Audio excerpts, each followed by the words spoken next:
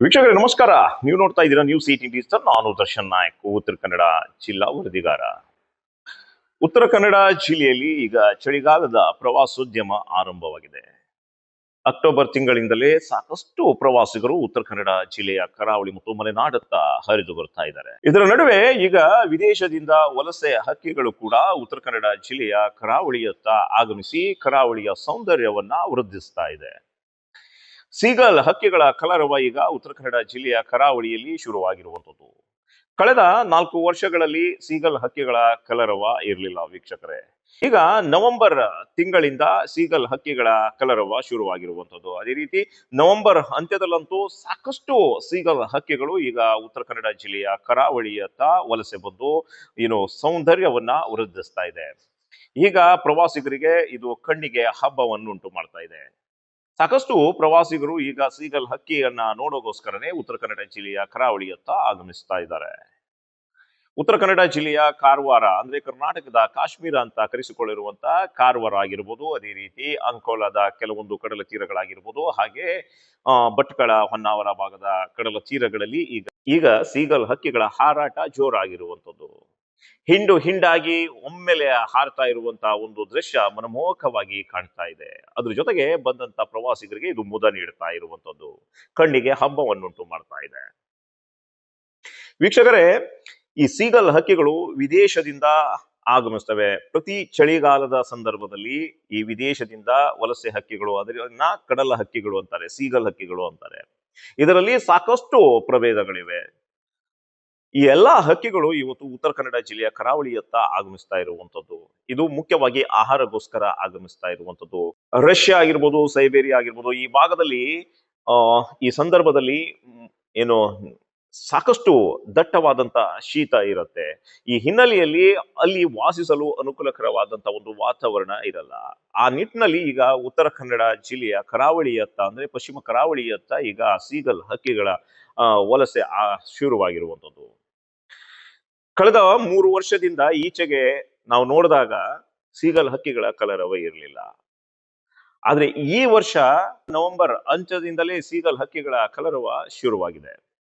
ಉತ್ತರ ಕನ್ನಡ ಜಿಲ್ಲೆಯ ಕರಾವಳಿಯ ಪ್ರತಿಯೊಂದು ಕಡಲ ತೀರಗಳಲ್ಲಿಯೂ ಸೀಗಲ್ ಹಕ್ಕಿಗಳ ಕಲರವ ಶುರುವಾಗಿರುವಂತದ್ದು ಆಹಾರವನ್ನ ಅರಸಿ ತಮ್ಮ ಹೊಟ್ಟೆಯನ್ನ ತುಂಬಿಸ್ಕೊಳ್ತಾ ಇದೆ. ಇನ್ನೊಂದು ವಿಚಾರ ಏನಪ್ಪಾ ಅಂದ್ರೆ, ಸೀಗಲ್ ಹಕ್ಕಿಗಳು ಬಂತು ಅಂದ್ರೆ ಆ ಭಾಗದಲ್ಲಿ ಮೀನುಗಾರಿಕೆ ವೃದ್ಧಿಸ್ತಾ ಇದೆ ಎನ್ನುವಂತ ಒಂದು ಅರ್ಥ ಇದೆ ಅಂತೆ. ಈ ಬಗ್ಗೆ ತಜ್ಞರೇ ಹೇಳ್ತಾ ಇರುವಂತದ್ದು. ಯಾಕಪ್ಪ ಅಂದ್ರೆ ಇತ್ತೀಚಿನ ವರ್ಷಗಳಲ್ಲಿ ಉತ್ತರ ಕನ್ನಡ ಜಿಲ್ಲೆಯ ಕರಾವಳಿಯಲ್ಲಿ ಮೀನುಗಾರಿಕೆಗೆ ಯಾವುದೇ ರೀತಿಯಾದಂತಹ ಅನುಕೂಲಕರ ವಾತಾವರಣ ಇರಲಿಲ್ಲ. ಮೀನುಗಾರಿಕೆಯು ಕೂಡ ತುಂಬಾ ಕ್ಷೀಣಿಸ್ತಾ ಇತ್ತು. ಆದ್ರೆ ಈ ವರ್ಷದಲ್ಲಿ ಆಗಸ್ಟ್ ತಿಂಗಳಿಂದ ಆರಂಭವಾದಂತಹ ಮೀನುಗಾರಿಕೆ ಇಲ್ಲಿಯ ತನಕ ನೋಡಿದ್ರೆ ಸಾಕಷ್ಟು ಮೀನುಗಾರಿಕೆ ಆಗಿದೆ ಎನ್ನುವಂತಹ ಮಾತು ಸಹ ಕೇಳಿ ಬರ್ತಾ ಇರುವಂತದ್ದು. ಸೊ ಈ ಹಿನ್ನೆಲೆಯಲ್ಲಿ ಸೀಗಲ್ ಹಕ್ಕಿಗಳ ವಲಸೆ ಕೂಡ ಆರಂಭವಾಗಿರುವಂತದ್ದು. ಅದರ ಜೊತೆಗೆ ಸಾಂಪ್ರದಾಯಿಕ ಮೀನುಗಾರಿಕೆ ಕೂಡ ಜೋರಾಗಿ ನಡೀತಾ ಇರುವಂತದ್ದು. ಆಳ ಸಮುದ್ರ ಮೀನುಗಾರಿಕೆ ಕೂಡ ಜೋರಾಗಿ ನಡೀತಾ ಇರುವಂತದ್ದು. ಸೊ ಆ ಹಿನ್ನೆಲೆಯಲ್ಲಿ ವಿದೇಶದಿಂದ ಈ ಹಕ್ಕಿಗಳ ವಲಸೆ ಶುರುವಾಗಿರುವಂತದ್ದು ಎನ್ನುವಂತ ಬಗ್ಗೆ ತಜ್ಞರು ಹೇಳ್ತಾ ಇರುವಂತದ್ದು ವೀಕ್ಷಕರೇ. ಅದೇನೇ ಇರಲಿ, ಈ ಹಕ್ಕಿಗಳ ಕಲರವ ಉತ್ತರ ಕನ್ನಡ ಜಿಲ್ಲೆಯ ಕಡಲ ತೀರದ ಸೌಂದರ್ಯವನ್ನ ವೃದ್ಧಿಸ್ತಾ ಇದೆ ಅಂದ್ರೆ ತಪ್ಪಾಗ್ಲಿಕ್ಕಿಲ್ಲ.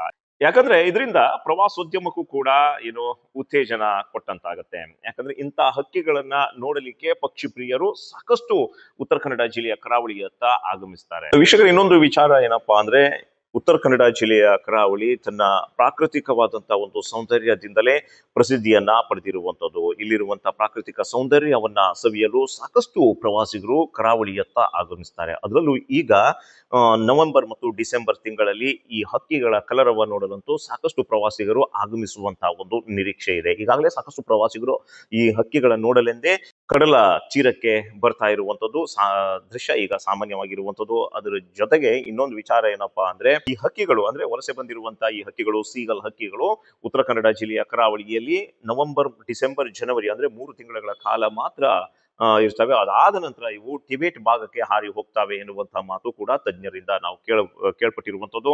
ಸೊ ಈ ಹಿನ್ನೆಲೆಯಲ್ಲಿ ಈ ಪ್ರವಾಸಿ ಸೀಸನ್ ಈಗ ಆರಂಭವಾಗಿರುವಂತದ್ದು ಉತ್ತರ ಕನ್ನಡ ಜಿಲ್ಲೆಯ ಕರಾವಳಿಯಲ್ಲಿ ಮತ್ತು ಮಲೆನಾಡಲ್ಲಿ. ಇದೇ ಸಂದರ್ಭದಲ್ಲಿ ವಿದೇಶಿ ಹಕ್ಕಿಗಳ ಆಗಮನ ಕೂಡ ಆಗಿರುವಂತದ್ದು. ಅಂದ್ರೆ ವಲಸೆ ಹಕ್ಕಿಗಳು, ಸೀಗಲ್ ಹಕ್ಕಿಗಳು ಕೂಡ ಉತ್ತರ ಕನ್ನಡ ಜಿಲ್ಲೆಯ ಕರಾವಳಿಯಲ್ಲಿ ಬೀಡು ಬಿಟ್ಟಿರುವಂತದ್ದು. ಕರಾವಳಿ ಉದ್ದಕ್ಕೂ ಸಹಿತ ಈ ಹಕ್ಕಿಗಳ ಕಲರವ ಮನಮೋಹಕವಾಗಿರುವಂತದ್ದು. ಇದರಿಂದ ಪ್ರವಾಸಿಗರಾಗಿರ್ಬೋದು, ಅದೇ ರೀತಿ ಪಕ್ಷಿ ಪ್ರಿಯರಿಗೆ ಒಂದು ಹಬ್ಬದ ವಾತಾವರಣ ಉಂಟು ಮಾಡಿರುವಂತದ್ದು. ಅದ್ರ ಜೊತೆಗೆ ಪ್ರವಾಸೋದ್ಯಮ ವೃದ್ಧಿಸಲು ಕೂಡ ಸಾಕಷ್ಟು ಸಹಕಾರಿ ಆಗಿರುವಂತದ್ದು.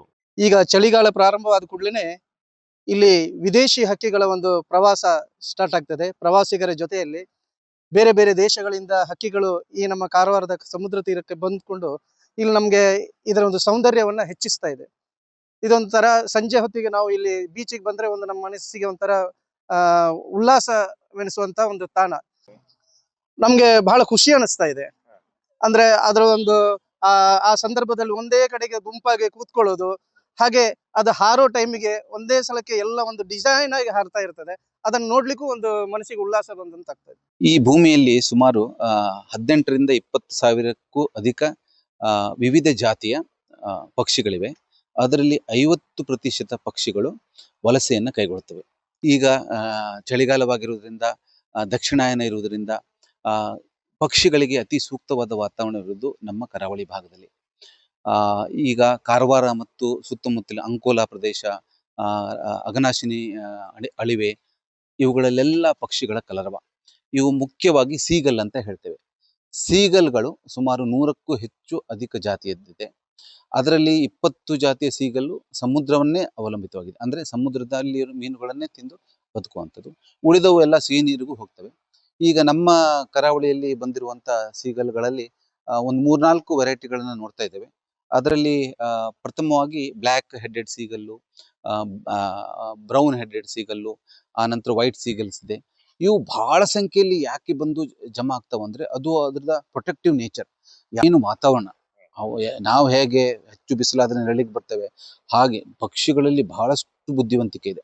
ಪಕ್ಷಿಗಳನ್ನು ನೋಡ್ತಾ ಇರೋದ್ರಿಂದ ಆರೋಗ್ಯದ ಮೇಲೂ ಒಳ್ಳೆಯ ಪರಿಣಾಮ ಬೀಳ್ತದೆ. ಮತ್ತು ಇವೆಲ್ಲ ನಮ್ಮ ಪ್ರಕೃತಿ ಪ್ರಾಶಸ್ತ್ಯವನ್ನು ತೋರಿಸ್ತದೆ.